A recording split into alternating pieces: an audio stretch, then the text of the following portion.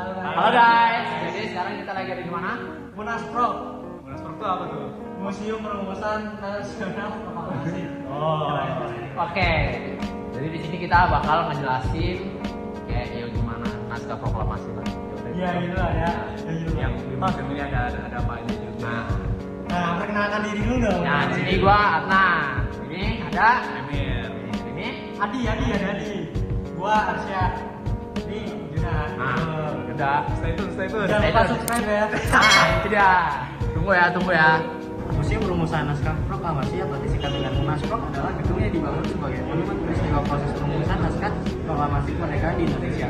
Gedung luas tanah 319 meter persegi dan luas bangun 1138 meter persegi itu pertama kali didirikan pada tahun 1920 dengan gaya arsitektur Eropa. Di dalam gedung tersebut terdapat ruangan, tembok dan aksesoris yang menggambarkan suasana serupa peristiwa perumusan naskah proklamasi. Di sini ada beberapa foto-foto orang-orang yang merumuskan naskah proklamasi. Kurang lebih ada 29 orang yang terlibat dalam membuat perumusan naskah proklamasi. Jadi ini ya, kalau bisa dilihat adalah sebuah seragam yang dulunya dipakai oleh Tentara Keamanan Rakyat atau disingkat TKR. Tentu saja yang terdapat di museum ini hanyalah sebuah replika, tapi kurang lebihnya ini sama dengan yang dulu dipakai oleh pejuang-pejuang Indonesia. Di sini bisa lihat ada buku Republik Indonesia.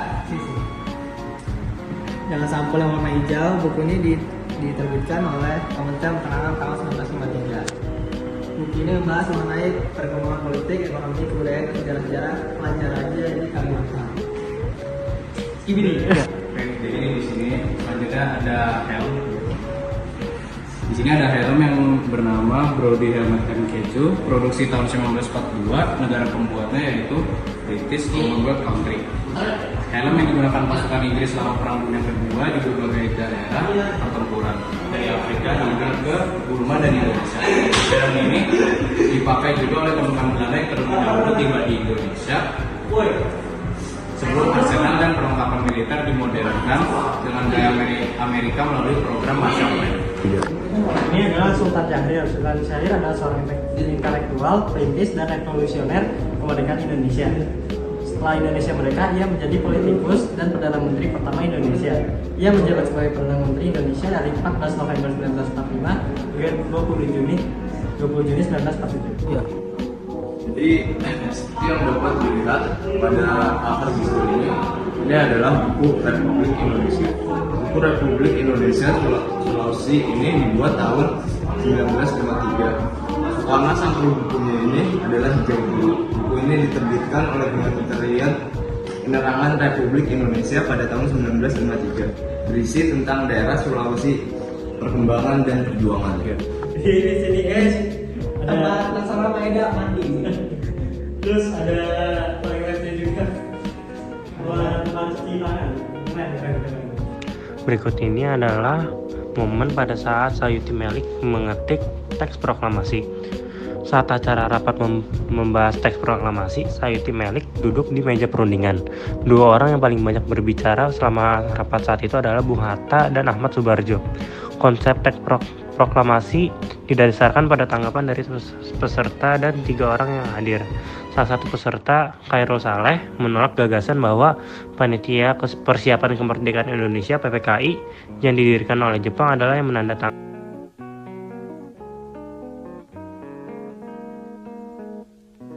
Jadi, ini adalah ruangan perumusan naskah proklamasi. Perumusan ini dilakukan 17 Agustus di hari pukul 3 subuh. Perumusan ini dilakukan oleh Bung Karno, Bung Hatta, dan Ahmad Subarjo di ruang makan. Mereka duduk mengitari meja makan panjang. Bung Karno memulai mengucapkan draft naskah proklamasi, sedangkan Bung Hatta dan Ahmad Subarjo mengembangkan pikirannya secara besar setelah judul proklamasi. Dalam pertama yang dihasilkan dari kesepakatan tiga nasional itu adalah kami, bangsa Indonesia, dengan ini menyatakan kemerdekaan Indonesia. Kemudian kalimat kedua ditambahkan oleh Bung Hatta berupa pernyataan mengenai pengadaan kekuasaan. Akhirnya selesailah konsep naskah proklamasi dengan beberapa coretan sebagai tanda pertukaran pendapat dalam merumuskannya. Setelah selesai, naskah tersebut dibawa ke slide muka untuk dibacakan di hadapan para tokoh yang telah menunggu. Halo guys, jadi kita habis kunjungan dari Museum Naskah Proklamasi. Jadi Syat, apa aja makna dari kunjungan kita hari ini nih Syat? Maknanya tuh kita harus menghargai pahlawan-pahlawan kita. Betul, gacor. Nah, kita juga harus bersyukur Indonesia jadi negara yang sangat-sangat merdeka dan sangat-sangat maju. Indonesia maju. Maju Indonesia Jaya. Indonesia Mas 2045. 2026 lolos Piala Dunia. Thank you guys video kita. Sampai jumpa di video selanjutnya kalau ada. Dadah. Dadah. Bye guys, dadah.